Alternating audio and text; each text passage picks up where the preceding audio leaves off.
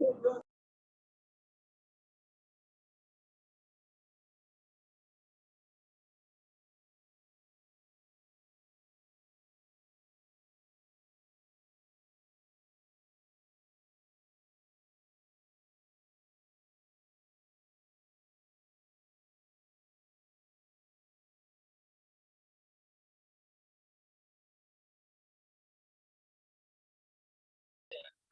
hope so too. Oh, please, okay.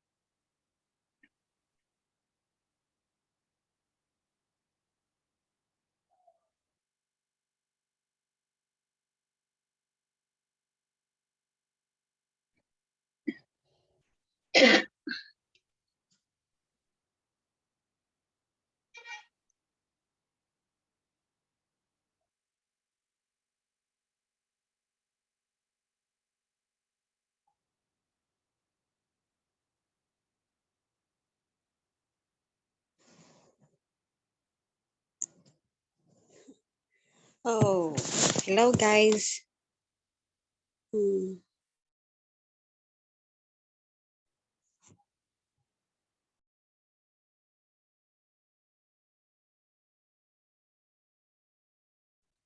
Hello.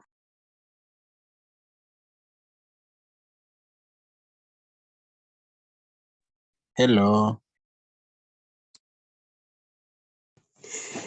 Okay, hello guys. My name is Lucy Nyawera Maina. Today I'm your speaker and I will be discussing things about immunization. Mercy, can you still unmute yourself, please? It seems there's a problem with Mercy's side, but it's best if I continue, right?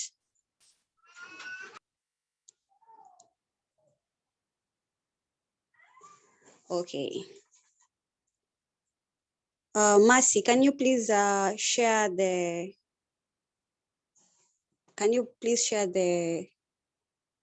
contents of today on your side, that is?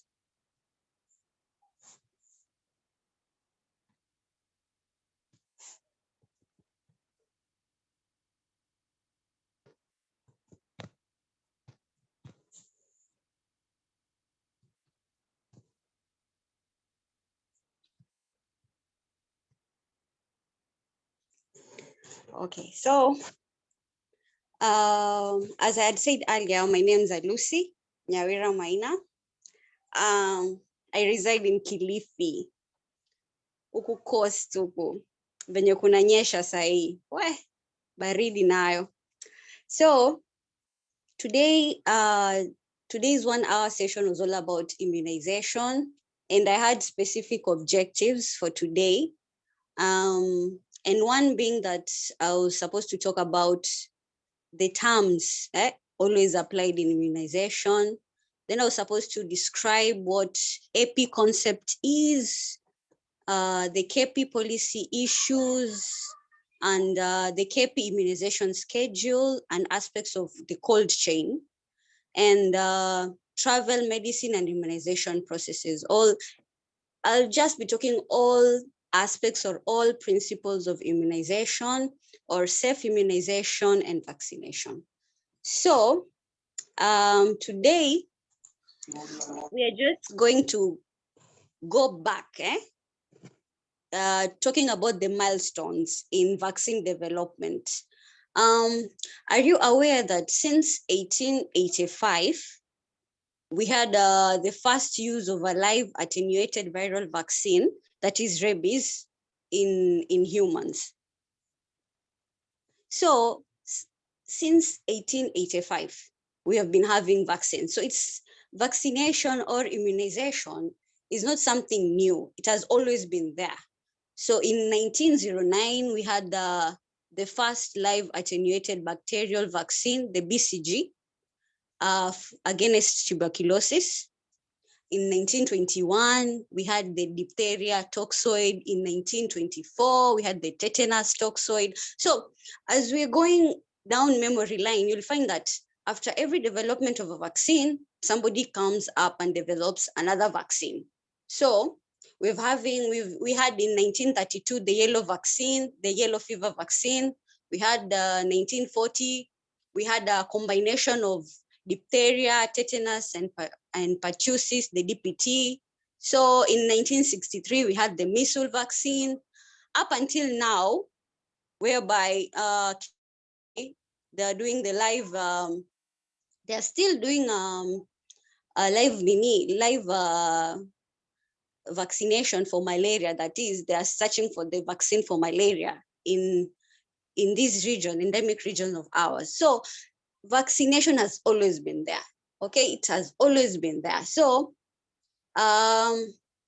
we have right now people searching for the HIV vaccine. I don't know if it's been developed. We really don't know, myths and misconceptions. But right now, the scientists are searching for the HIV vaccine as we are talking right now. So I'll start by saying what is immunization. Then I'll talk about what is immunity. Then people always confuse themselves between and vaccination. So I'll still define the two. Then we'll talk about what is a vaccine. And then since COVID, we've been hearing something called herd immunity. So we'll also discuss what is herd immunity, so that in aspects of the COVID-19, so that you can have a very better understanding of what herd immunity is. So what is immunization? When I say immunization, I'm just talking about the process of reinforcing someone's immune system by the use of a vaccine or a related substance. So I'm trying to reinforce someone's immune system. Okay, I'm just like trying to ongezea like a building block. That is, he's already having the white blood cells fighting it, but I'm trying to enhance, I'm trying to reinforce it. So what is immunity? The ability of the body to resist harmful disease organisms. So when the body has the ability to resist the disease, let's say TB or let's say malaria, we'll say that this person has an immunity against that disease. So what is a vaccine? Tumetoka immunization, tukaongea kuhusu immunity. So what is a vaccine? A vaccine is made up of an organism or a toxin. This toxin or this organism is either killed or attenuated. Sawa. So a vaccine is made up of an organism or a toxin, either killed or attenuated. Now that's a vaccine. And what is herd immunity? We have been hearing that amidst COVID. What is herd immunity? It is this herd immunity, it develops when a high proportion of the community, that is 80%, it's mostly, it's a range, either 70 to 80, or it can also be more, have been immunized. Okay, so if 70 to 80% of the population at a certain given area are immunized, we say that that population has herd immunity. So herd, that is. So the protective effect is developed for the few who have not been immunized in this community. So because 70 to 80% of that population have been given the vaccine, they are immunized. It automatically gives a protective effect to the 20 to 30% who have not been immunized. So we call that herd immunity. So what is a prophylaxis? Prophylaxis is the administration of drugs or vaccines for prevention and not for curative purposes. So we are saying it's prophylactic. These are some of the scientific terms or medical terms that are, or let's say like jargons used by the people in this field, in the medical field. So what is an antigen? You know, the reason why I'm defining these terms is because while we are going through this session, I'll be mentioning them, and I really don't want to confuse you guys. So that's why I'm spending more time in the definition aspect of it. So what is an antigen? Is any substance which is capable under appropriate condition of inducing a specific immune response. Now that is an antigen. So what is an antibody?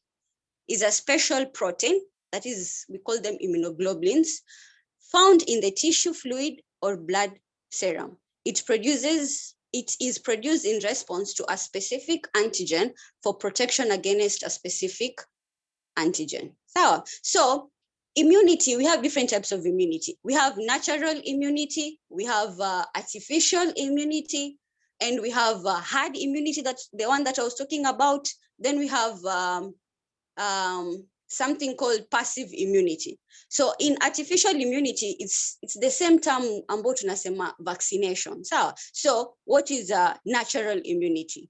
So when an organism invades the body, that is the white blood cells. These white blood cells are called lymphocytes, that is, and identifies the organism or products referred to as the antigen. The body then produces antibodies to fight the antigen. This is referred to as natural immunity. So when your body, without adding anything, fights back, okay, it's a natural, you get something called a natural immunity. So what is artificial immunity? This is the type of immunity given through vaccine administration. So you are given a vaccine. So that vaccine, it will stimulate a protective immune response that will prevent disease in the vaccinated person. So if this person who has been vaccinated gets into contact with the corresponding infectious agent, he or she will be able to fight back. Okay, so he has gained something called an artificial immunity or vaccination. So what is attenuated? When I was talking about a vaccine, I said that a vaccine is made up of an organism or a toxin, which is either killed or attenuated. So mnajua what is killed, kudai. So what is attenuated? So attenuated is when you're reducing the power of virulence. That is, when let's say a virus, it's so strong. So let's say it's strong, it's 100%. So when you reduce it to like 10%, that you have done what you have done is that you have attenuated it. You have reduced the power of it. Okay, so reducing the power of virulence of microorganism deprived from their pathogenic properties without killing them or inactivating their antigenicity properties. So that what you have done so far is attenuated. So we have different types of live attenuated vaccines out there. Okay, we have different. We have something like the polio vaccine. It's attenuated. We have measles. The one fighting measles is also an attenuated live virus. So when we're talking further, we'll classify these types of vaccines. So what is passive immunity? I had already told you types of immunity are natural, herd, passive, and artificial. And I've already defined for you what is natural immunity and what is artificial. So what is passive immunity? Passive immunity, this is when one is protected temporarily. Why mean temporarily by the use of borrowed antibodies. So I've quoted that borrowed there for a reason. You are borrowing it. So it is common, especially in newborn babies who utilize antibodies from their mother's immune system in the early months of life before they process their own. So hawa watoi wakizaliwa na mam awanyonyeshe, what that child is getting is passive immunity. Sawa, is borrowing these antibodies from the mom, but later on, while he or she develops, will create his or her own immune system. So that is passive. So I hope so far you've already understood what immunization is, what is a vaccine, what is immunity, what are the types of immunity, that is natural immunity, herd immunity, passive immunity, artificial immunity. I hope you have understood all that. So what is natural history of a disease? As the term says, natural history of a disease. That's how when a disease progresses, how it enters your body, how it multiplies, how it makes the body have the signs and symptoms, and how your body will recover from it. Because you as a person, you either recover and get well, or you can recover and get a disability. And this disability can either be physical or mental. So it's still natural history of a disease. So the entry and multiplication of infectious agents in the body at the onset, that is, with typical signs and symptoms, apparition occurring later, may result in complete recovery of, or if severe, may result in disability. E.g., kama polio, tunasikianga, if your child does not get vaccinated for polio, what does he get? Paralysis, no? Yeah. So, or blindness in measles. If you don't give your 9-month-old child go for the vaccine for measles, anakuwa blind, or even dies. Sawa, in BCG, tuberculosis. So this is the natural history of a disease. So the function of immunity, that is try to protect your body, give your body the let's say mwakenya, of how to fight these diseases before these diseases come and attack the body. So that's all about immunization. So the cells of your immune system are classified differently. We have 3 types. We have the antigen presenting cells, we have the polymorph nucleus, then we have the lymphocytes. So the antigen presenting cells, we have the monocytes, the macrophages, the dendritic cells, and the B cells. Then we have the polymorphonuclear, that we wanaitanga PMN, granulocytes. We have the neutrophils, eosinophils, basophils. Then we have the lymphocytes, the T cells, the B cells, the plasma cells, the natural killer cells, that is the NK. So kama umeenda like kufanywa kama umeenda kufanya full hemogram, that is unaweza pata kitu imeandikwa kwa hizi mavitu. So maybe you don't know what that means, but just know that they are the cells of your immune system. So these are defense of your body. They are broadly classified into 2.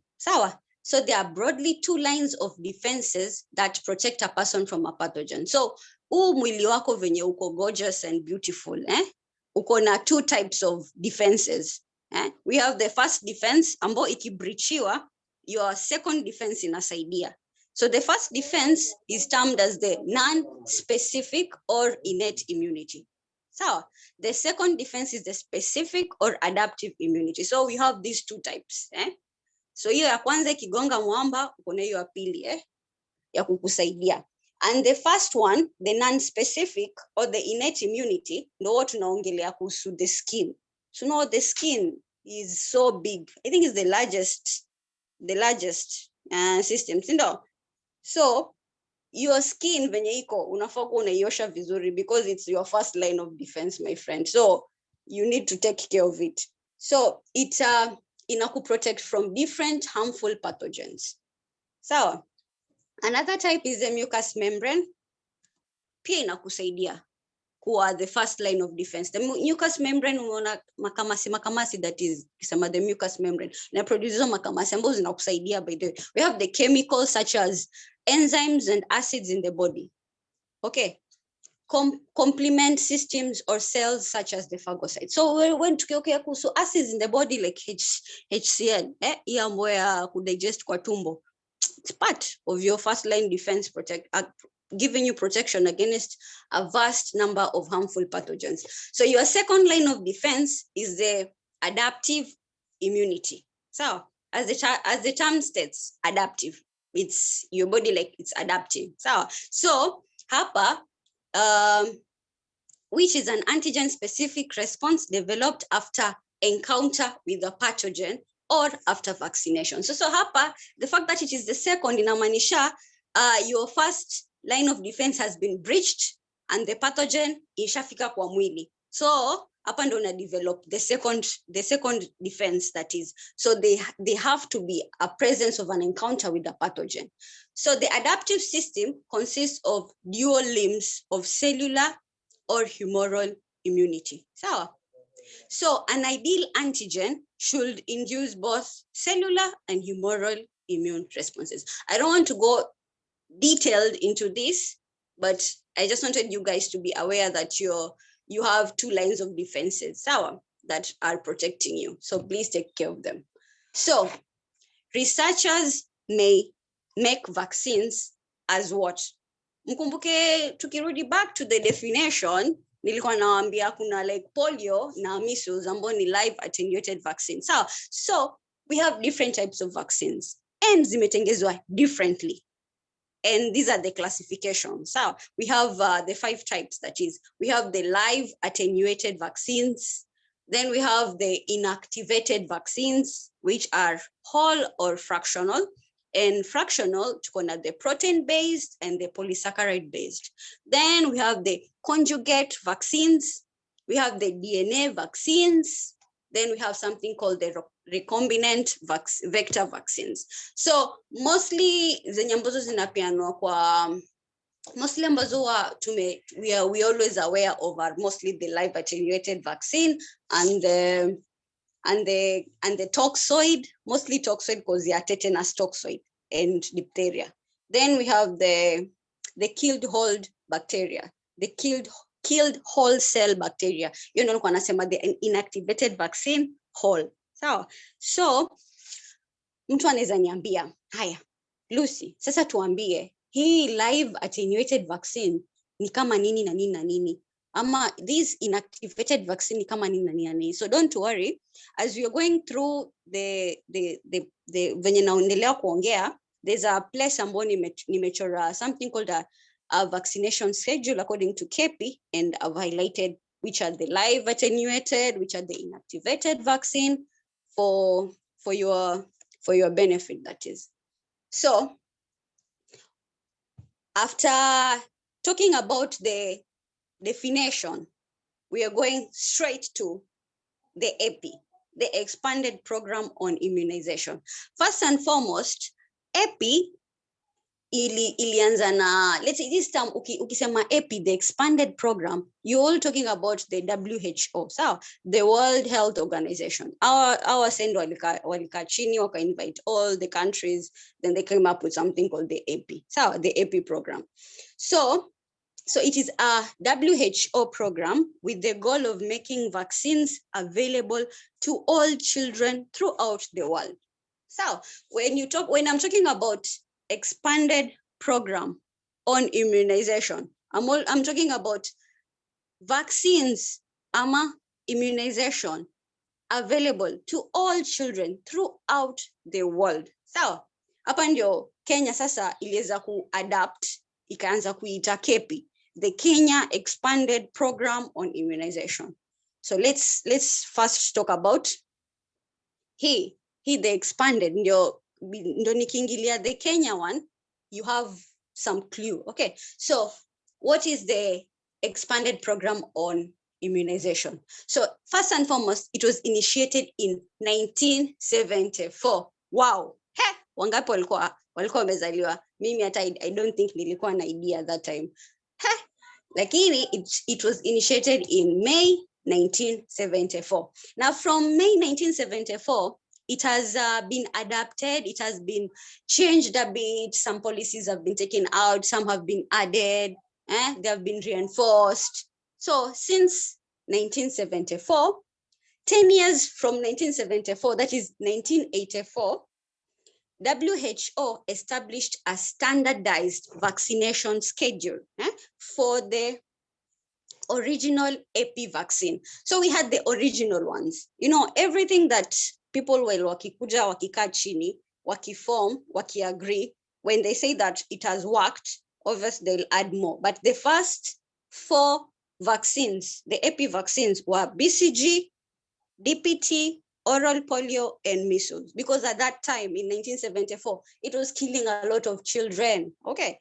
Watoto wengi walikuwa wanadai sana na these things. So that's why they started with these 4 first. Then wakaona, oh, it is workable. So they added the other types of immunizations, like the hepatitis B, the yellow fever, endemic zones, kama like our country, and yellow fever pain inamaliza wase, it kills, by the way. So they added that. So when I'm talking about DPT, I mean 3 types of vaccines in one. That is treat diphtheria, tetanus, na pertussis. So now BCG is something, it's a complicated name. It was Bacillus, Calmette, Guerin. BCG kuongea German, but ni hiyo. But so we have the BCG, DPT, the oral polio, and measles. So to make immunization complementary to other PHC, that is primary healthcare services, in order to reduce morbidity, mortality, and disability from the vaccine preventable diseases of childhood. Sawa, wanajaribu kuzuia watoto wasikufe.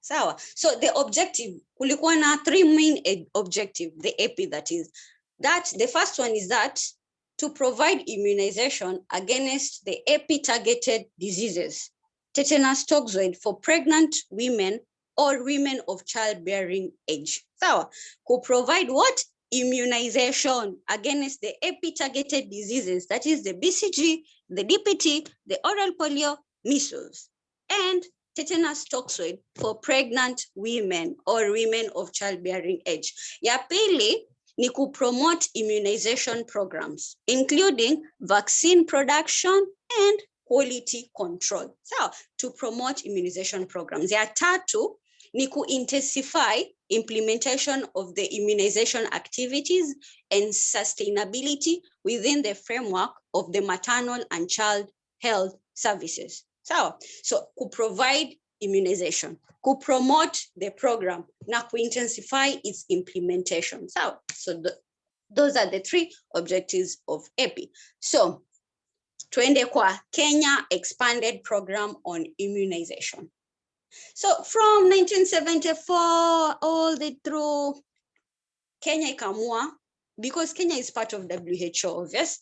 So wakamua, iko hivi majama, let us pick a few of the objective. Let's bring them back to the country to see if it can help our children here. So Kenya is a member of WHO, and thus following the EPI program initiative, the government adopted the program and called it Kenya Expanded Program on Immunization, KEPI. So ili aim nini? Obvious, hatuwezi kopia kila kitu. Kuna ile the broad objective. So Kenya ikachukua like a specific objective. So Kenya ikaamua kuwa ita immunize at least 95% of all children fully before the age of 1 year. So ndio maana kuna ile ka booklet. Ukizaliwa pap kwa health facility unapewa kwa booklet. Na your parent anaambiwa I ensure kuwa umepewa hizo ma immunization, umepewa hizo vaccines. Na kama by the way, so far, if you don't take your child, they call you, by the way, the nurses. That's how thorough they are. So the other one is eradication of poliomyelitis. So polio jamani, disability, paralysis, mbaya sana. Na ni just ka drug tu napewa yenyewe. So pia ya tatu, eradication of neonatal tetanus. It's rare, but it's still there. So neonatal tetanus. Then the 4th one is to control measles. So So Kenya wako na hizo 4. Immunize 95% of all the children before the age 1 year. So then eradicate poliomyelitis, neonatal tetanus, na control measles. So what are the components of KEPI? For Kenya to achieve this objective, inafaa kuwa na components, inafaa kuwa na like vipengele ambao itafuatilia. Unajua gava mpaka enact policies.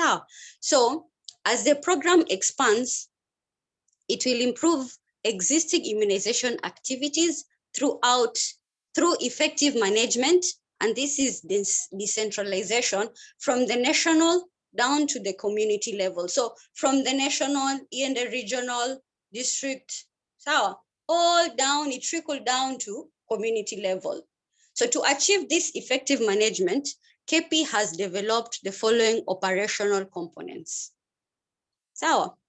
Ya kwanza ni integration, then kuna training, social mobilization, disease surveillance, cold chain system, monitoring and evaluation, logistics and supervision. So nilikuwa nataka kuelezea specifically what these terms mean, by the way. When somebody says integration, when somebody says immune, as in anamaanisha nini? Sawa? So nikisema integration namaanisha how will KEPI integrate maternal and childhood services?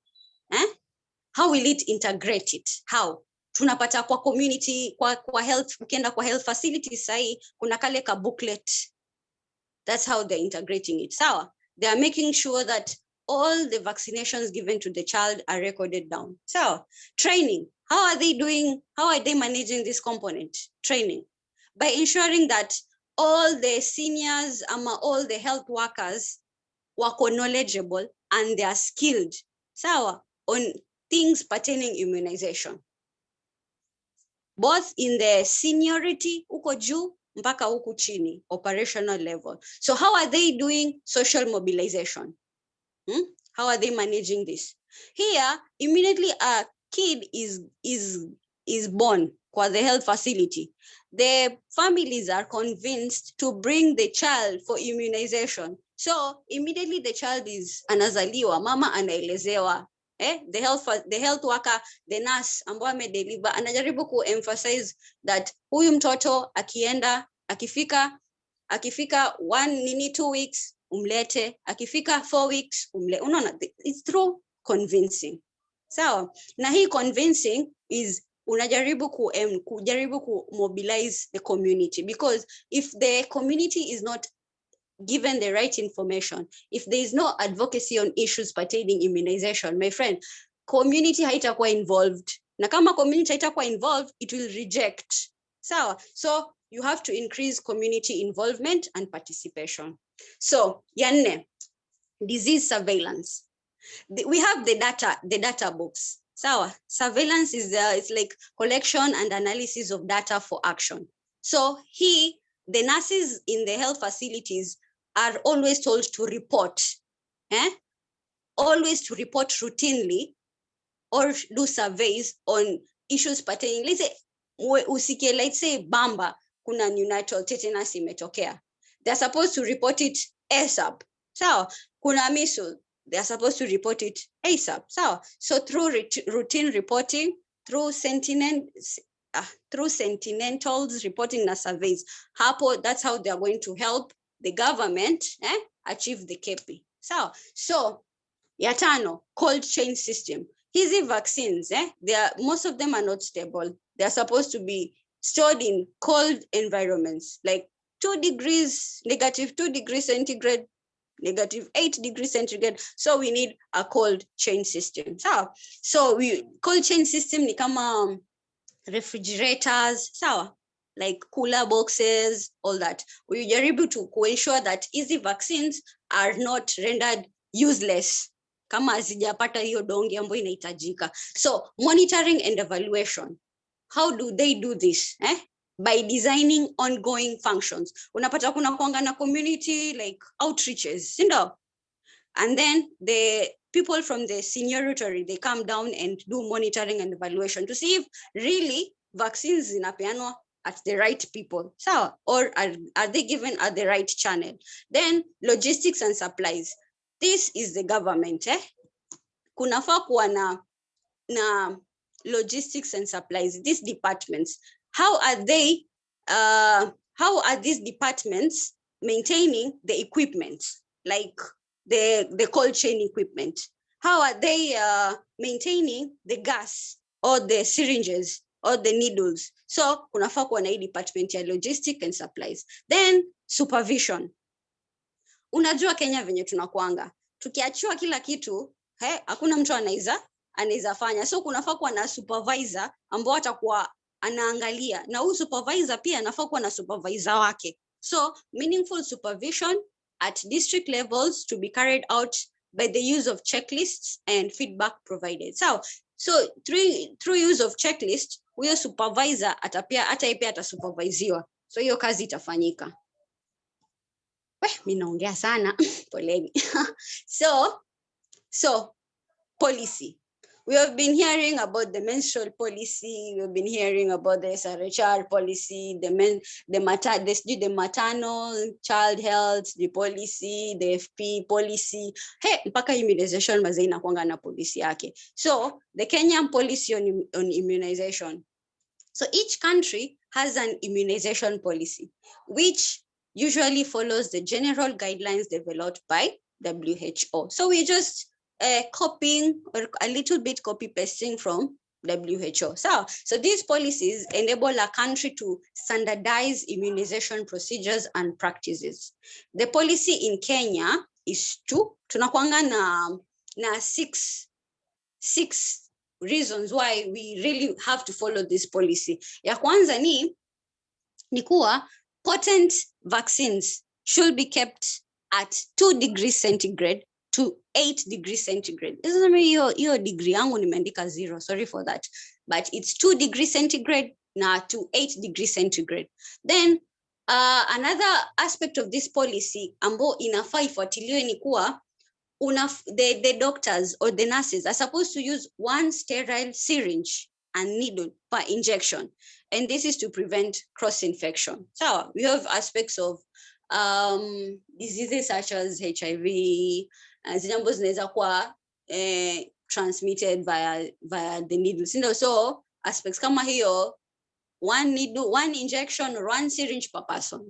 So we have the integrated immunization activities into the MCH FP PHC framework. So then tuko na the maintenance of the cold chain at all times. So maintaining this cold chain pia imeingizwa kwa hiyo policy. And the reason why is that these cold chains have to be monitored. So the refrigerators, they have to be monitored in the morning or in the evening. And pia the vaccines, reconditioned in ice packs during vaccination sessions have to be monitored pia. Because some vaccines, if the right temperature is not given, they are rendered just useless. So they don't offer any help. So cold chains have to be maintained. So we have discarding all open vaccines. So at ukienda health facility, then they are offering these vaccines. Then ibaki, they don't return it to the refrigerator. No, they discard it. So especially the live attenuated vaccines, such as measles, BCG, within 4 to 6 hours. Then we have daily immunization from 8 a.m. to 5 p.m. But I don't think some hospitals, they follow this. Well, some nurses ikifika tu huyo wamechoka, but it has to be from 8 a.m. to 5 p.m. at fixed posts. So na pia kwa outreaches the same time.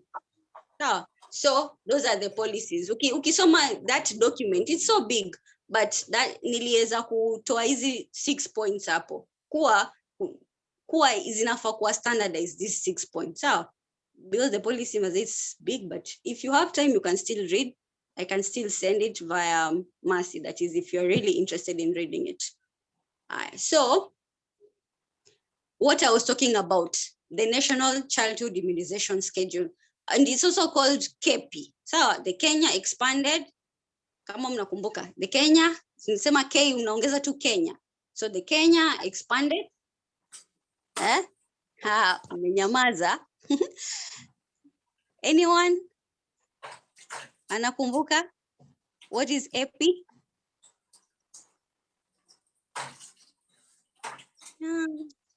Any hands up? Ama nimeongea sana.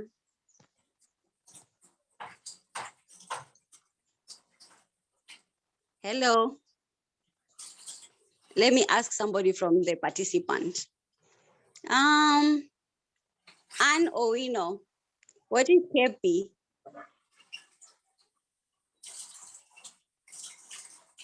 Oh, naona Rose Chale hapa.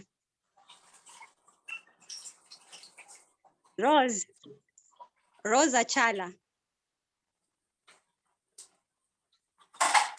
What is KEPI? Yeah, Charity amejibu. Oh, nice. Naona mnafuatilia the expanded program of immunization. Sawa. Nilikuwa nafikiri niko peke yangu.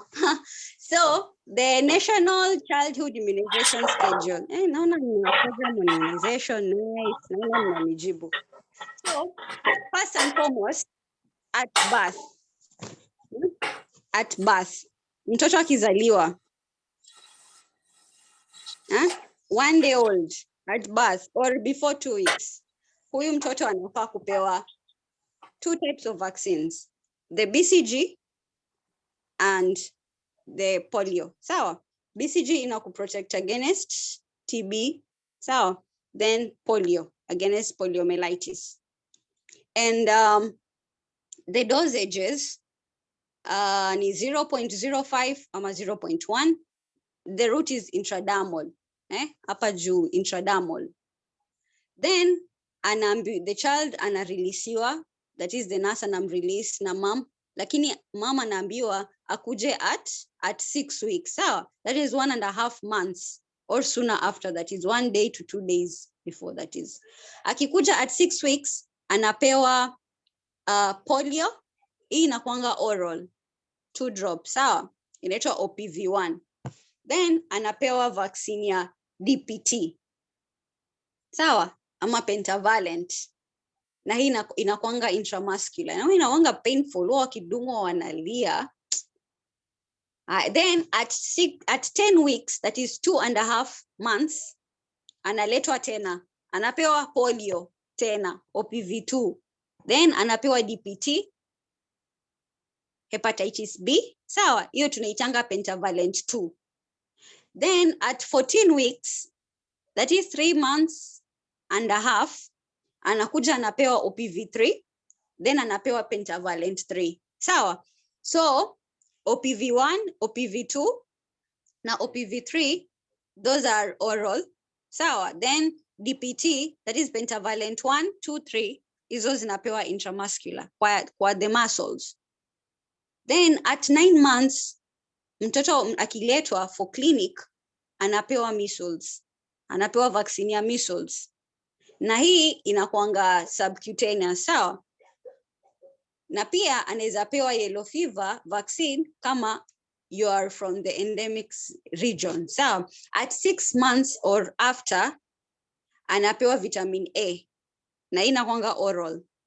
So every 6 months thereafter, anapewa mpaka afike 5 years, anapewa vitamin A. Sawa? So, kumbuka kuwa at birth, mtoto hafai kukosa hiyo BCG. Hafai kukosa hiyo ya polio. Inamsaidia. Ina prevent miliary TB. Sawa? So, asikose birth polio. Hii inakuanga intradermal pia. Inamzuia asipate poliomyelitis. At 6 weeks, at 10 weeks, at 14 weeks, 9 months, Ivo. So, then kuna hii ambayo inaitwa rotavirus. Rotavirus inakuanga iliintroduciwa after upgrading of the KEPI. So hii inasaidia mtoto asiwe na diarrheal diseases. Inakuanga tamu, kuna siku nilienda kusaidia kupeana na nikaonja. It's so sweet. Ina prevent diarrheal diseases. So by the way, it is an example of a live attenuated. That's kwa nini niliona ikunywa yenyewe. But it is a live attenuated virus. So BCG is an attenuated Mycobacterium bovis. Diphtheria is a toxoid. Tetanus is a toxoid. Pertussis, polio, measles, na rotavirus, they are live attenuated. Sawa. I hope I have not confused you guys. So, to take note, that is, in Kenya, that is most likely in areas like Keio, Marakwet, Baringo district of Rift Valley province, that is Koibatek, uko yellow fever vaccine is given. So, uko hiyo inapeanwa. Ukikuja hizi places zetu huku, when you want to travel, that's where you're told you need to be given the yellow fever vaccine. Then primary vaccination should be completed before the first year of life. So we have the primary vaccination and the secondary. These have to be completed before the first year of life. Na kama ukirudi huko juu venye nilikuwa nasema, utapata from birth to 9 months, umepewa mostly all of the vaccines. From BCG, you'll get protection from tuberculosis, poliomyelitis, from hepatitis B, diphtheria, unaona? You'll be immunized before ufike 1 year old. Then, nikisema pentavalent, just meaning a combination of a vaccine, that is DPT, hepatitis B, and Hib. Sawa, nikisema pentavalent, that is. So, tulisema kuwa in epi, objective yake ni kuwa watoto wanapewa the immunization before 1 year of life, sindio? But pia pregnant mothers wanapewa tetanus vaccine, sindio? Either the mother is pregnant ama ako childbearing age. Sawa. So tetanus vaccination schedule iko hivyo. In the first pregnancy, anapewa the first dose, the TT, the tetanus toxoid dose. The first pregnancy, akiwa in the first pregnancy. Iyo inapeanwa huyu mama akiwa on the 4th to the 6th month of pregnancy. So that's why it is highly advisable if you're pregnant, you seek the ANC services, because hapa ndo unapewa ile vaccine ya tetanus. Then second dose, still like you're in the first pregnancy, and is apewa 1 month after the first dose. So after amepewa like the 4th month, the 5th month anapewa, ama anaweza pewa on the 5th and 8th month of pregnancy. So then akijaliwa tena, Mungu amjalie tena, awe na second pregnancy, anapewa the 3rd TT dose. Na hii inapewa bado in the 4th to 8th month of pregnancy. Hapewi a subsequent one, no. And akiwa on the 3rd pregnancy, atapewa another 4th TT dose. That is the same 4th to 8th month of pregnancy. Akiwa on the 4th pregnancy, anapewa the 5th TT dose. So between the 4th to 8th month. Then subsequent pregnancy, we don't give tena. Tunasema huyu mama ako fully vaccinated. So we don't give TT vaccine tena. Hata akijaliwa mtoto wa 6, 7, 8 hivyo. Sawa. Then, what about wounds and injuries? Because tetanus, when haipatangi only pregnant women, inakupata pia ukikatika with the rust, na kitu ambayo iko rusted, sindo? Mpaka udungwe hizi injections za tetanus toxoid. So, the first dose is always given at the first contact, or at least within 7 days of injury. Ukiwa injured, ukijikata, ama ukiumwa na mtu, by the way, ukiumwa, if you uingie kwa fight uumwe, you still need to be vaccinated na tetanus. You have heard it from me. So at first contact, at least within 7 days of the injury. So then second dose at 1 month after the first dose. Then third dose, 6 months after the second dose. The fourth TT dose, 1 year after the third TT. Then the fifth ni 1 year after the fourth TT. Sawa? Na hii ukifikisha the fifth tetanus dose, you'll have 20-year protection. Imagine. Lakini sa most of us tunangoja sale ambao tumeumia, tumeumwa, ni tunaenda tunadungwa. We don't follow the schedule, but tungekuwa tuna follow, tutapata 20-year protection. Hata utakuwa unajisumbua ukijiumiza inaje uende hiyo shot ya tetanus tena, imagine. So tetanus toxoid is given intramuscular, sawa, kwa misuli. Nawanga painful pia. I hope you've understood. So if you follow this schedule, you'll have 20 years protection. So I have a question. I wanted to ask you one question for group, just to see if muko active. Please note down live attenuated vaccines in the chat box. Just write them, just note them down. Kama unakumbuka, live attenuated vaccines. As I continue, I'm going to give you 5 seconds. You could type them down.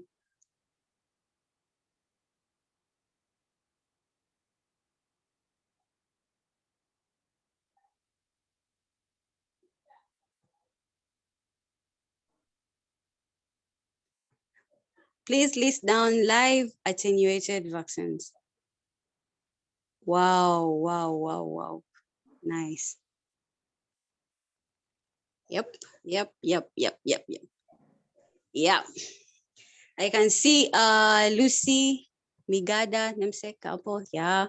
Charity. Yeah. Yes. Faith. Tari. Kwanza hata ameongezea. Nice work. Nice. So, wow. Carol, Karen. Okay, so those are the inaitwanga the KP schedule. Sawa, ama the National Immunization Schedule.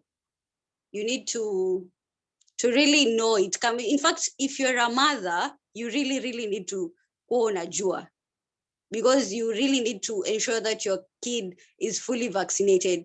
Asipate poliomyelitis, that is a paralysis. Asipate BCG, as in asipate TB, asipate measles. Wajua measles leads to blindness, maze. So please ensure that your kid is fully vaccinated. So there's somebody who would ask me, why is it that it's a challenge for scientists to develop, let's say, the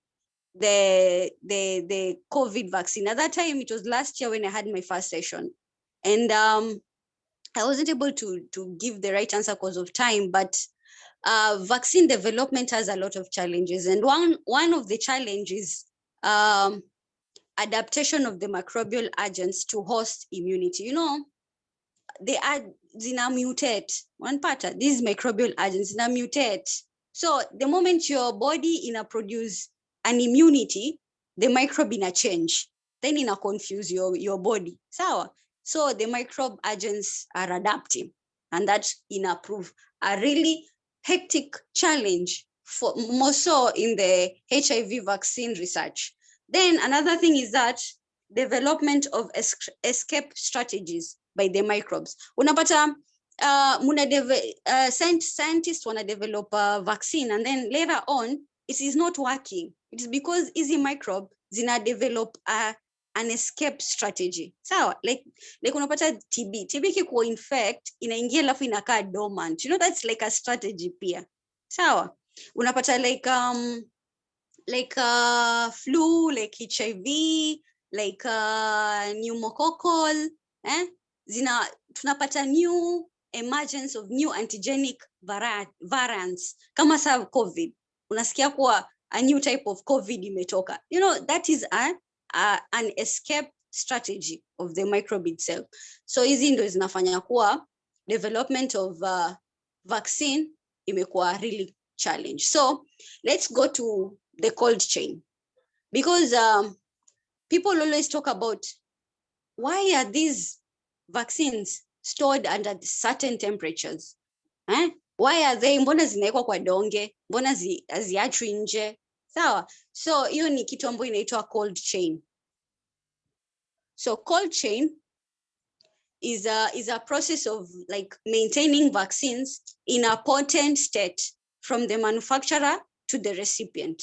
Sawa, like the recipient can be either a child ama a woman of childbearing age. So maintain easy vaccines in their potent state, that is they have not weakened from when they are from the manufacturer mpaka zifike kwa huyo recipient, inasemekana kuwa you've maintained a cold chain.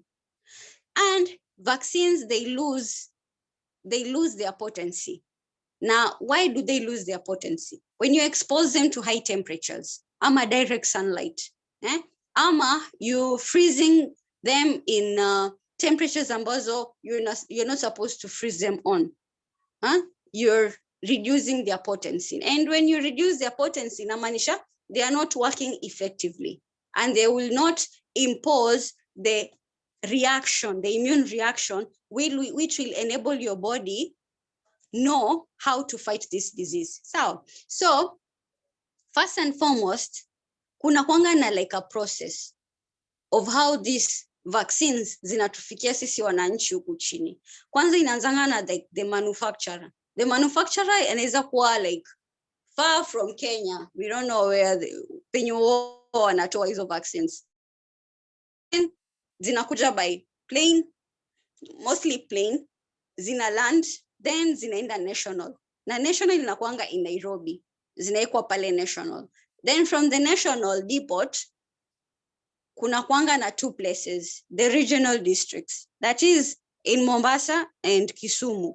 So they come, they pick from the national depot, zinapelekwa Mombasa na Kisumu. Then from there, they are taken through to the health facilities. Sasa they are redistributed to the health facilities around sasa from Kisumu and Mombasa. So alafu sa from the health facility, you have the outreach strategy. So kama kuna outreaches, that's how zinaweza enda ku trickle down to the community level, ama mobile strategy, whereby they move from one place. Let's say they make an outreach at, let's say like a Bamba ward.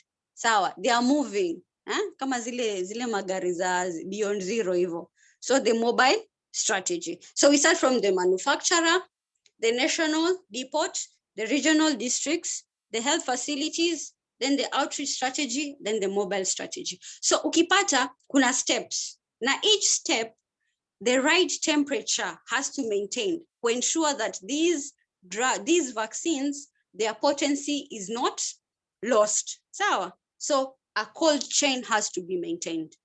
So the supply chain must have these different rights. Now wanamaanisha the 6 rights. That is, they have to deliver the right vaccine. So ikifika hapa kwa mwananchi locally, anafaa kupata the right vaccine. So siniambie wamechanganya measles na BCG, hawajui gani ni gani. Unaona? So huyu local mwananchi has to have the right vaccines in the right place. Sile like mimi nataka unidunge, unipe rotavirus, then unanidunga na hiyo ni ya oral. Unanipata? Nataka ya tetanus ni intramuscular, unanipea subcutaneous. Unanipata? So at the right place, at the right time. Unanielewa? Tunakumbuka venye ya epi venye nilikuwa naambia hiyo schedule. At birth, BCG na polio. At the right time. At 6 weeks. Evo, you have to give me to give the local mwananchi at the right time. Then the right quantities. Nilikuwa nasema nikiongea kuhusu BCG, nilikuwa nasema 0.0 ml, si ndio? Ama 0.1 ml ya polio. You are supposed to give me the right dose, the right quantity. Usinipe 0. Ama unipe 1 ml. Hapo utakuwa unaniongea. Instead ya kunipea vaccine, utakuwa unani infect. Kama measles, unafaa kunipa 0.5 ml. Usinipe 0.1, it is less. So it won't be potent. Sawa? So at the right quantity, in the right condition. Sawa?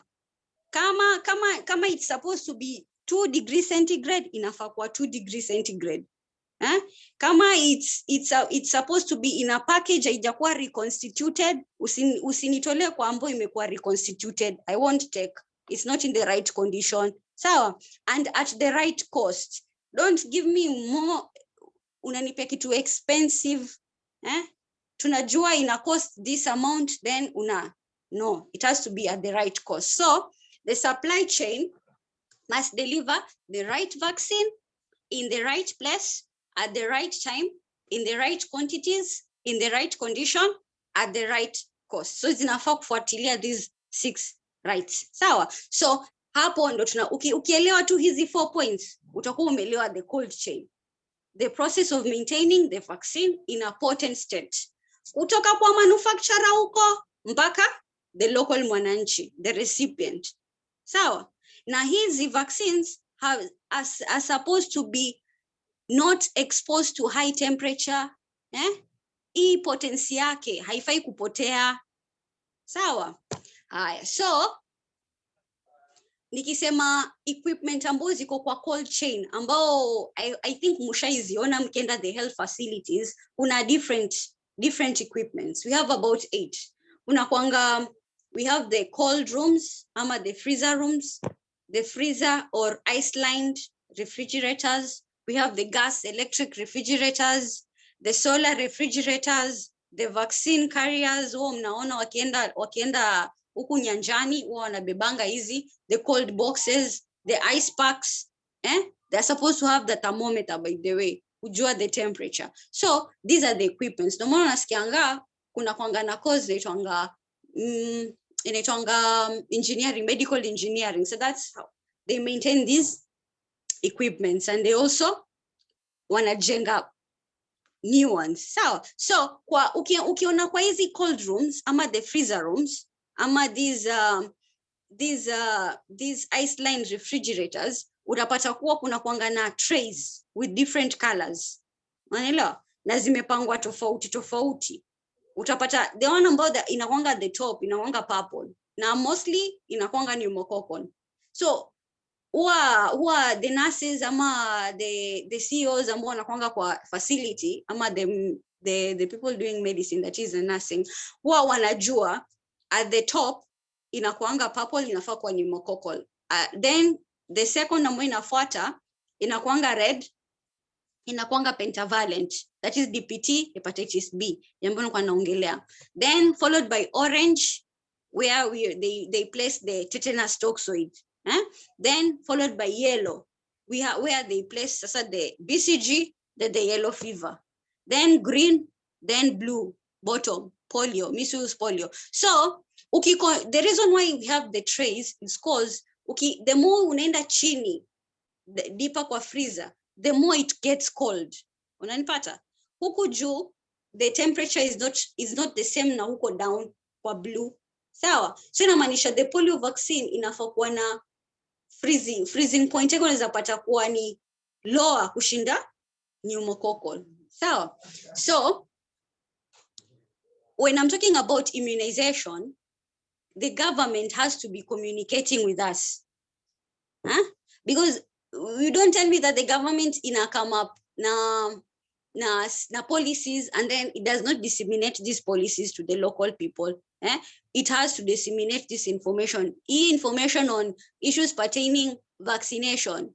It has to be trickled down. The boy child has to be involved You don't tell me that it's the mother alone who has to be involved. No, the boy child, the fathers, they have to also be informed. They're supposed to also take the kid to the hospital for immunization. Na ukipata, by the way, ndo unapata kuwa wamama wakienda na mabwana zao huko facility, huwa wanakata line. They don't make the foleni. They always taken straight. But it's a point, kama hutaki kupiga foleni, peleka mzee. Sawa? Communication is a key component to overall immunization programs. So it includes the cold chain, logistics, training, supervision, and monitoring. So the local people have to be informed. Tukisikia kuwa there is peer educators huko, they're talking about SRHR, sexual reproductive health. Tunataka kuwa peer educators ambao they're talking about immunization, maze, because it can still be advocated. So advocacy, social mobilization, and communication, it aims to inform, educate, and enable community and target populations who accept, demand, and use immunization services. So the community has to be given the right information pertaining immunization. So we need advocates out there. Don't flood SRHR. Jaribu kuongezea aspects of immunization in your advocacy work. Itasaidia. It will save a life. It will save a kid ambao kahangekuwa immunized angekuwa na paralysis.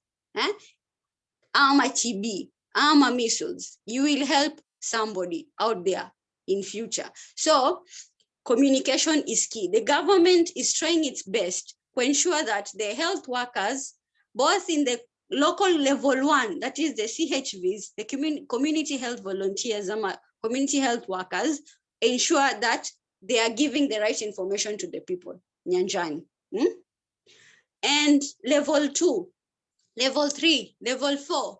Ukipata mama, the moment ame give birth, they are always informed, they are always counseled on issues pertaining immunization, given the right information, and that is a must. Okay, so how is the government taking issues pertaining diseases surveillance? How is it taking? Unapata kuwa the Kenyan government sasa venye iko, any disease, especially zenye ziko kwa mandate ya KEPI, that is neonatal tetanus, kama mnakumbuka, poliomyelitis, measles, these diseases, they are under survey. Immediately they are detected, ama when a patient is diagnosed, they are reported to uko juu. Immediately there's a case of neonatal tetanus. Supervisors, the people on the ground tell the supervisors tell their bosses. So tuko na disease surveillance. So in collection, analysis, and interpretation of data to determine disease trends and patterns. It is the collection, analysis, and interpretation of data to determine disease trends and patterns. Nilikuwa naika hivyo ndio ni stress your part, because that's how you do it. Through surveillance, you're able to interpret, you are able to foresee something. So disease surveillance is important. We have endemic prone diseases such as measles and yellow fever. They are under surveillance. We have diseases targeted for eradication. The polio, the acute flaccid paralysis, tunaita AFP, hiyo ndio polio. Ukisikia acute flaccid paralysis, it is being targeted sahi, tunataka kueradicate kabisa. Then diseases targeted for elimination, neonatal tetanus and measles.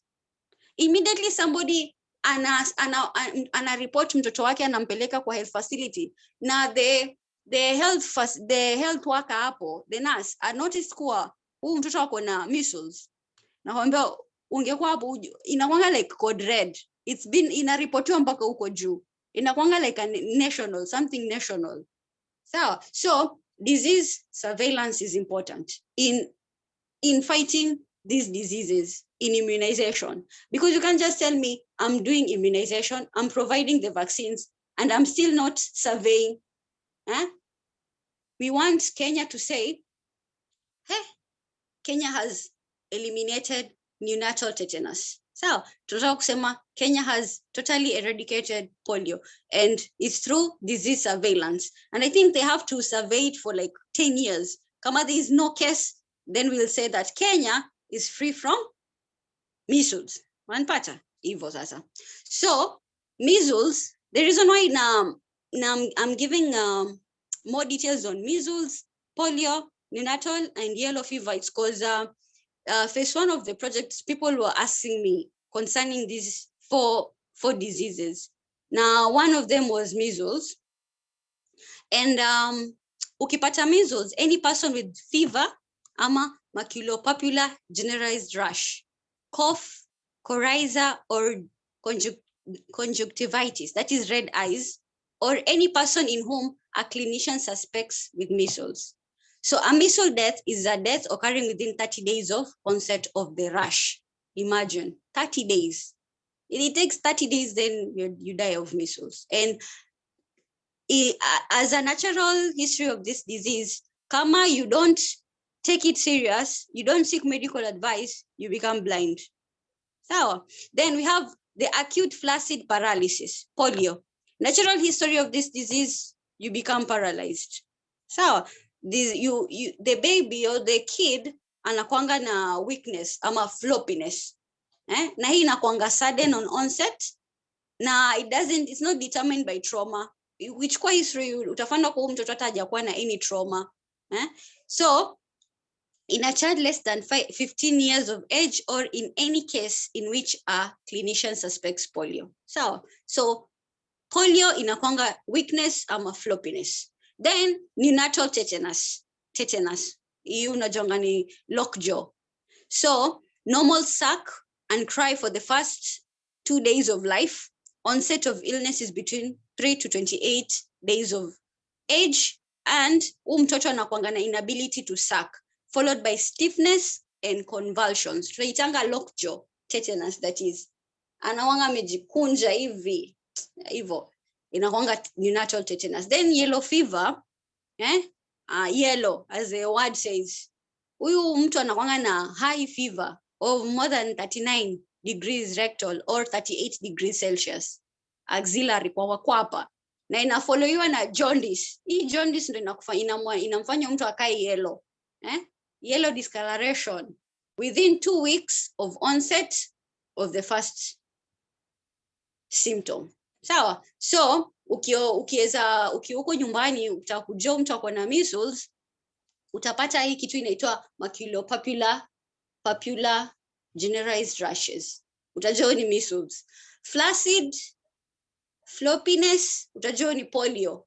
Sawa? Then ukiona mtoto ako stiff, ana convulse, na followed by stiffness, hanyonyi, utajua tu ni tetanus. Then yellow fever, ako jaundice, ako yellow na high fever, ujue ni yellow fever. So when you want to travel, traveling any outside country, either you just want to go to our neighbors hapa Uganda, ama Tanzania, ama Ethiopia, if you want to travel, you need to be immunized. Sawa?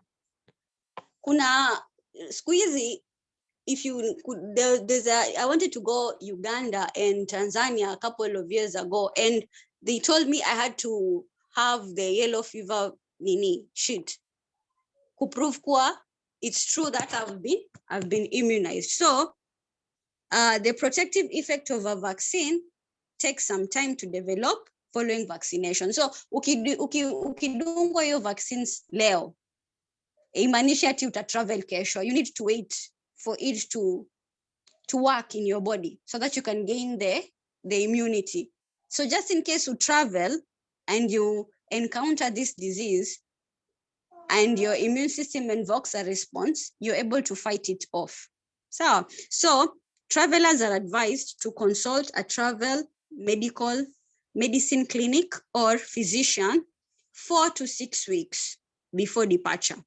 And if the travel destination is one where exposure to any vaccine, preventable disease may occur. So unapata kuwa zile ambazo zinakuanga mandatory, we have the others ambao obvious they still mandatory, but kuna zile ambao you won't be allowed. So we have the yellow fever, na hii ni protection of vulnerable countries. Ina protect Kenya by the way, kwa sababu bado utaenda huko alafu uibebe alafu uturegeshe huku, jamani, hapana.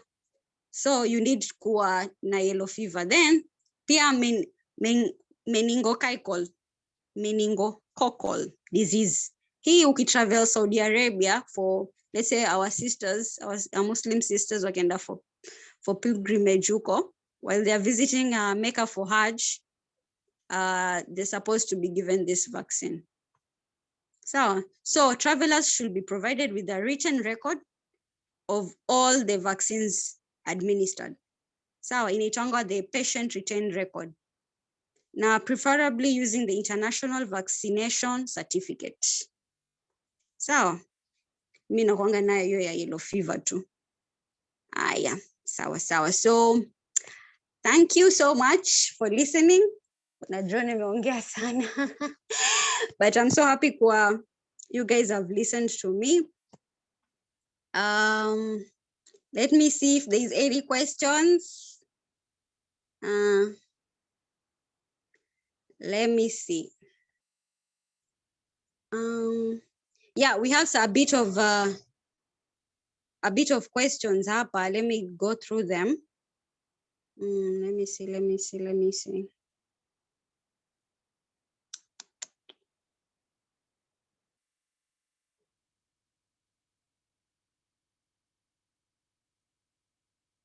Oh, there's somebody ambao alikuwa amesema. Yeah, you guys have asked a lot of questions. Okay. Oh, you can. So can you share in your mercy? Oh, herd immunity. Yeah, Teresia was asking about herd immunity. So when nilikuwa nasema herd immunity, I was talking about let's say 70 to 80% of the population ipewe a certain immunity.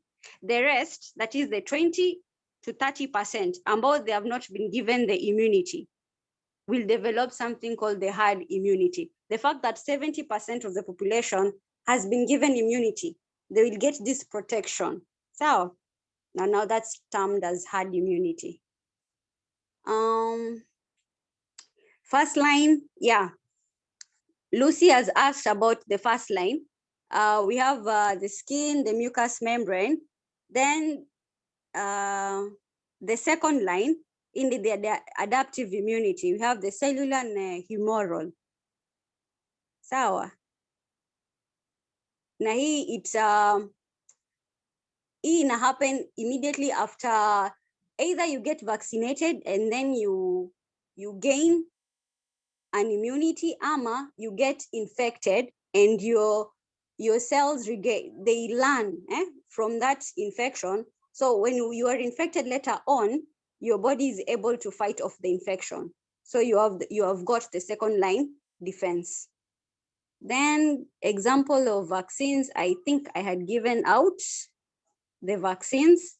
The BCG, we have the attenuated Mycobacterium bovis. Diphtheria is a toxoid. Tetanus is a toxoid. Pertussis, it's a killed whole cell bacterium.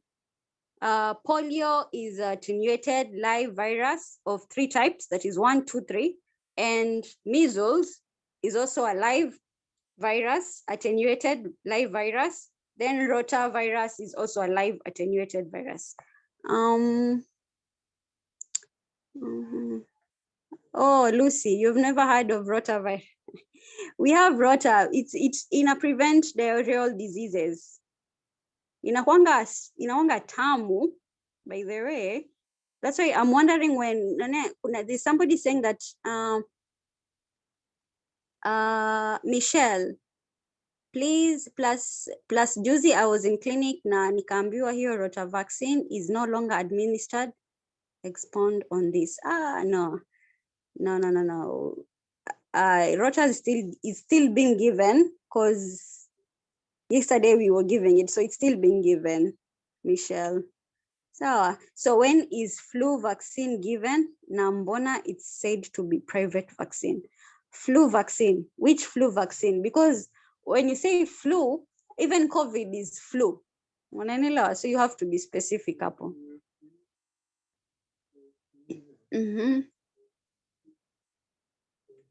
Yeah, it's not a private vaccine. Yeah, Teresa.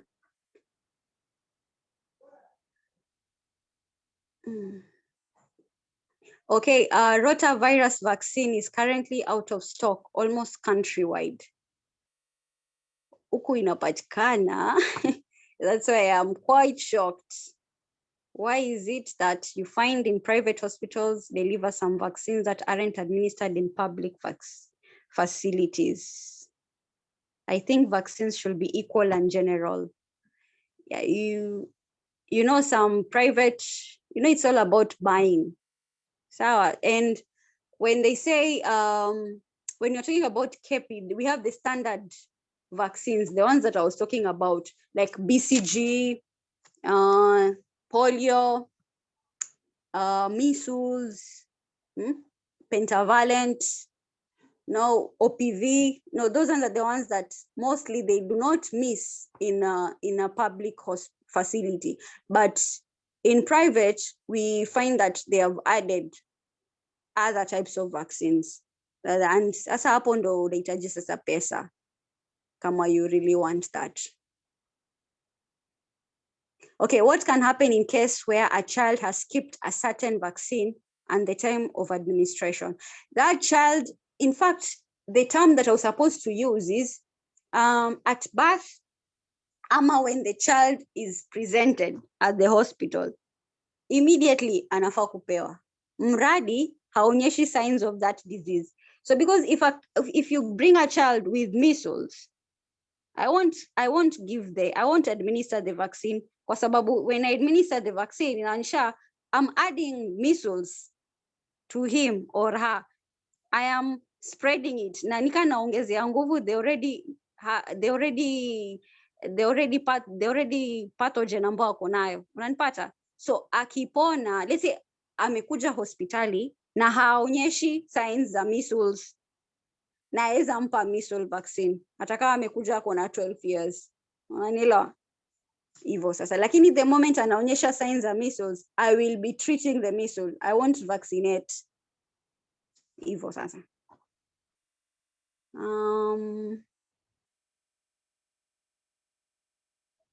Okay, when pregnant and you had previously been vaccinated for tetanus, do you still receive the 2 doses? No. The first pregnancy, you'll receive 2 doses. The second pregnancy, you'll receive the 3rd dose. Unanelewa? 1 dose. Mradi, you had already received the 2 doses in your first pregnancy.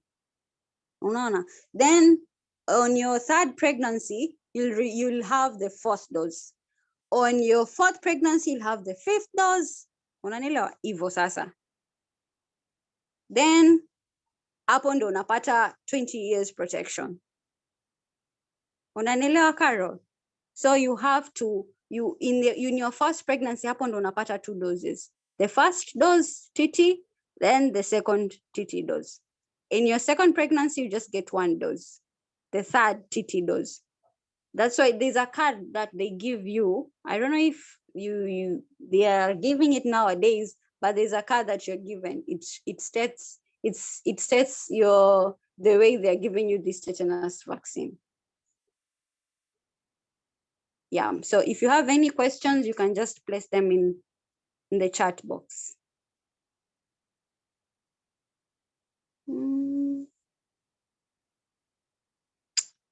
I throw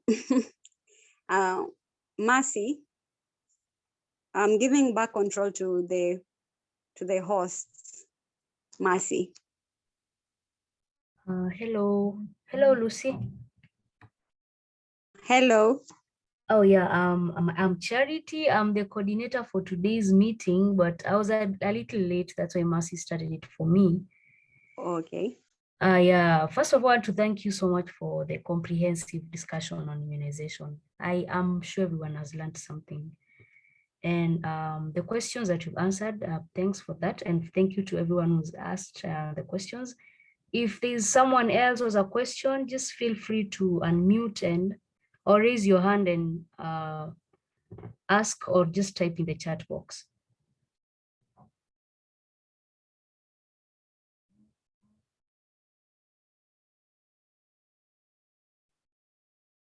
Okay, okay, I can start. I have a question. Okay, I'm sure there's logic behind the measles vaccine being administered at 9 months. Okay, so what exactly is the reason for it to be administered at 9 months and not any time earlier than that? What could happen if it were given earlier than that? Okay, thank you for the question. You know, every vaccine, it has its potency.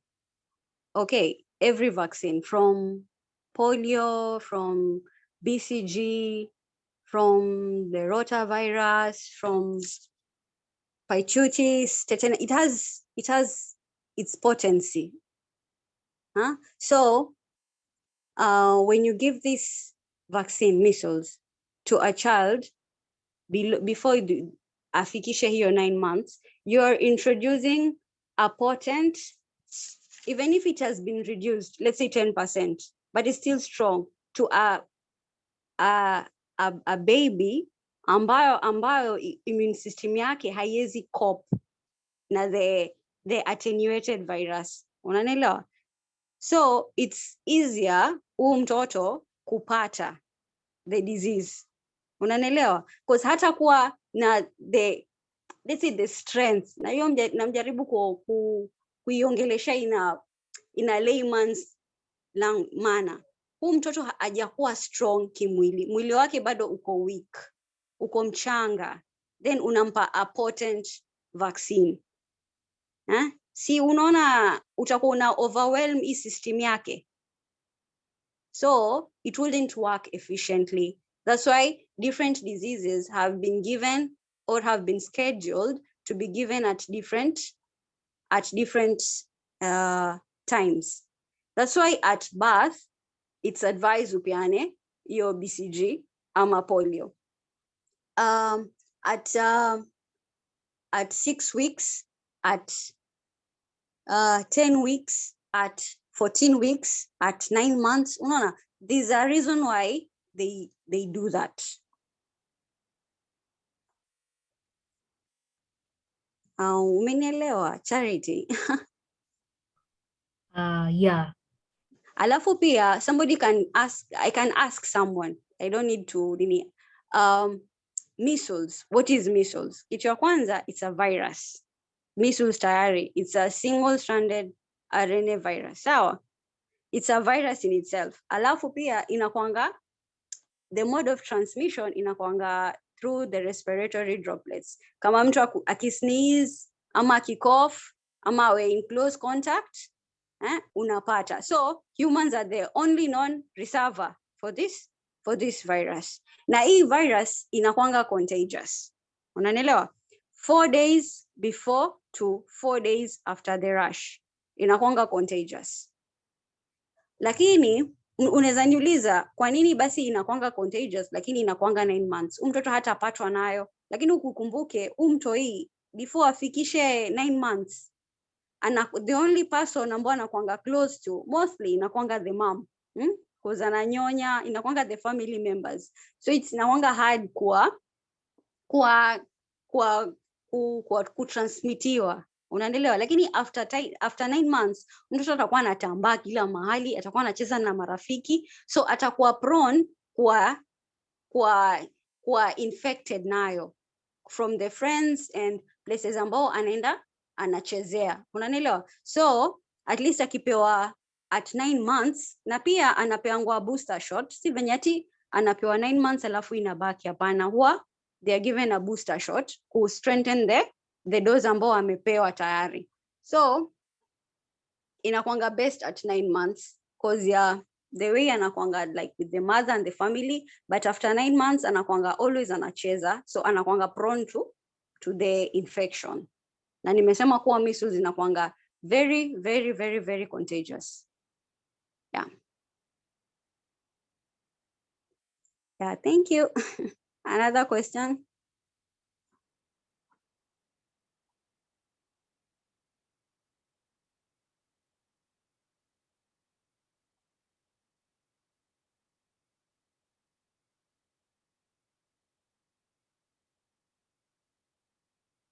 Alafu please ensure that when you're doing your advocacy, ensure that you've made the mothers know the importance of vitamin A, because pia in measles management, vitamin A supplementation is needed. So measles with malnutrition, it always plays key roles. Inakwanga pamoja. Mostly ule mtoto ambao anakwanga na measles, like 50 to 60% anakwanga malnutrition. So, and then there's a question I was asked, measles with HIV children. There's a question I was asked, Ivo. So when a child is HIV negative, unampa 2 doses at 9 months, then you repeat it at 18 months. That is a further 9 months. So they're given 2 doses, the first dose and the second dose. But when we have a scenario where the HIV, we have a HIV positive child, you give it at 3 doses. You give it at 6 months, then you give it at 9 months, then you give it at 18 months. Hii inasaidia kuproduce the measles immunity in a person who failed to respond to the first primary vaccine dose. So ina boost the antibody in the person. So a negative child at 9 months, that's the first one, and the HIV positive children, that is immunocompressed, anapeanwa 3 doses at 6 months, 9 months, and 18 months. Ukumbuke this child amekuwa started with ARVs. Yeah. Any question?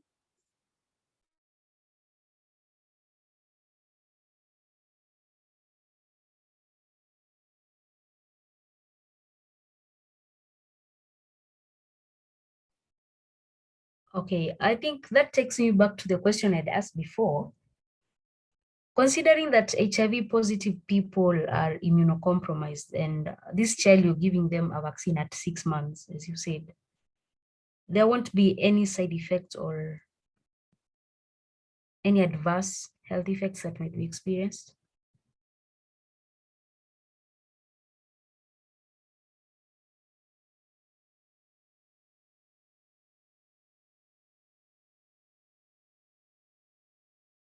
Did you capture my question?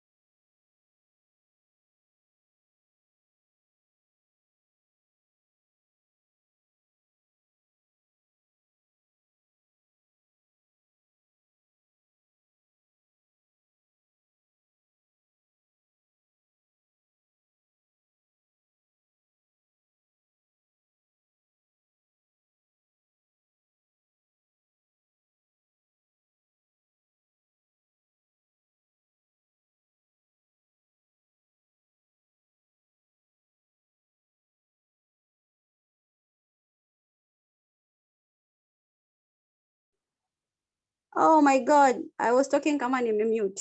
Sorry. I was meaning kuwa an ideal vaccine, measles, that is, kuna different types of measles vaccine out there. But why is Kenya using this specific? Kama venye COVID, kuna hiyo Johnson & Johnson. Why are we using like Johnson & Johnson specifically? Why are we not using the others? Unanielewa? I'm giving an example. It's because it has an immunogenic response. That is, it is provoking a good immune response, but not pathogenic. Unanielewa? So hii measles vaccine ukiitumia invoke a pathogenic response in light with using other medication. So it is an ideal vaccine. Unanielewa? But kama ingekuwa ina provoke a pathogenic reaction, trust you me, the government would have stripped it off from the market. Unanielewa? So we have different characteristics of an ideal vaccine. The vaccine that we are using, it has to be immunogenic, not pathogenic. And the moment it starts being pathogenic, it is not an ideal vaccine. It has to provide a long-lasting immunity. If it is not providing a long-lasting immunity, it's not an ideal vaccine. It has to be safe with no or very little advanced reactions, events after immunization. If it is not safe, it is not an ideal vaccine. So it has to give a long-lasting immunity. It has to be affordable. So I'm going back to where I was saying immunogenic. So measles vaccine, it is immunogenic. It is provoking a good immune response and not a pathogenic one. If it was providing a pathogenic response in response to medication, any type of medication, it would have been stripped off. And another type of measles vaccine would have started being used. Umeelewa, Charity? Yes. Yeah, thank you. Yeah, at that time nilikuwa nimemute, nimeongea, nikakumbuka, wait, nilikuwa nimemute.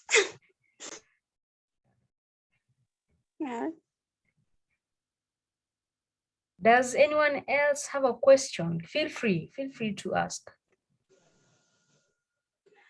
The one who was asked about rotavirus, I'm going to check on it, and I'll go check if they're really not available, because the last time I checked, they were available here in Kilifi, so I'm not all that informed about the other counties.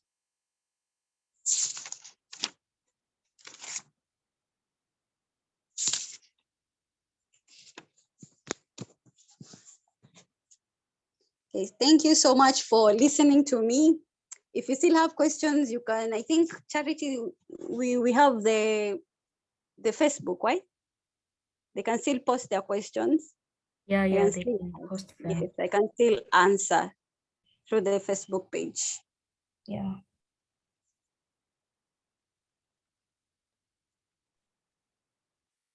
All right. Thank you so much, Lucy, for your time and for that very good discussion. It was quite informative, and everyone has taken with them something. And well, as you continue advocating for vaccination, we have some facts now. Just add on that, and well, let's keep growing as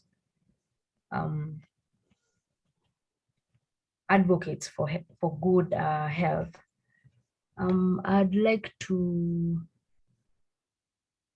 invite Mercy. I hope she's here. Mercy, you here? Okay. Okay, I'm not sure that she's here, but okay, if she was here, I should say something, and it's all right. I think we can conclude there, and everyone have a good night. Thank you. Good night. Good night.